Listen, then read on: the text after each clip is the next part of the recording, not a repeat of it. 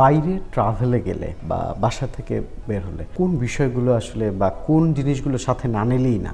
Wallet, mobile, বেশি দূরে গেলে মোবাইল চার্জার বা পাওয়ার ব্যাংক, আর বাসার চাবিটা থাকে, আর এটুকু তো থাকেই। আর যদি একটু সানগ্লাস বা এক্সট্রা জুয়েলারি বা কোনো কিছু বা মেকআপের বা ড্রেসের কোনো কিছু যদি আমার চেঞ্জের বিষয় থাকে, যে মাঝপথে চেঞ্জ করবো বা একটু কারেকশন করবো, এটা পরেছি ঘড়িটা, এটা থেকে বের হয়ে গিয়ে আবার এটা চেঞ্জ করে আমি একটা ব্রেসলেট পরবো, সেই ব্যাপারগুলো আমার ব্যাগে থাকে সবসময়। বাট আমার মেকআপ কখনো থাকে না, কারণ আমি রেডি হয়ে একবারে বের হই, এটা আমার টাচ আপ করা লাগে না সারাদিনে। অপছন্দের কন্টেন্ট ক্রিয়েটর সোশ্যাল মিডিয়া এরকম কি? এরকম এটাও অনেক আছে। একটা বলতে হবে। এই যে হিরো আলমের পুরো পরিবারটা, 3 বউ, 2 বউ, 4 নাম্বার বউ, 3 নাম্বার বউ, সবগুলো আর কি, টোটাল এই সেক্টরটা।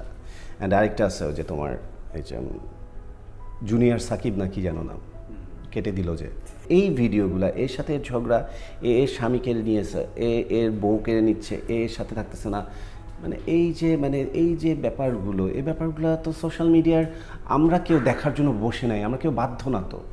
লায়লা মামুন বলো, বর্ষা চৌধুরী, এই যে 4টা-5টা স্বামী, তারপর তোমার এই যে জুনিয়র সাকিব, তারপর বলো হিরো আলম বলো, তারপর বলো এই যে আরও অনেক আছে এরকম।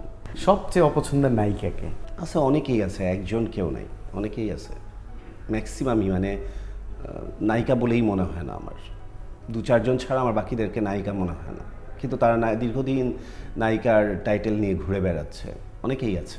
অ্যাডলফ খানকে ওপেনলি হিংসা করে কে? ওপেনলি হিংসা করে আমার কাছের কিছু কলিগ, কিছু ডিজাইনার, কিছু কোরিওগ্রাফার, কিছু প্রমোটার।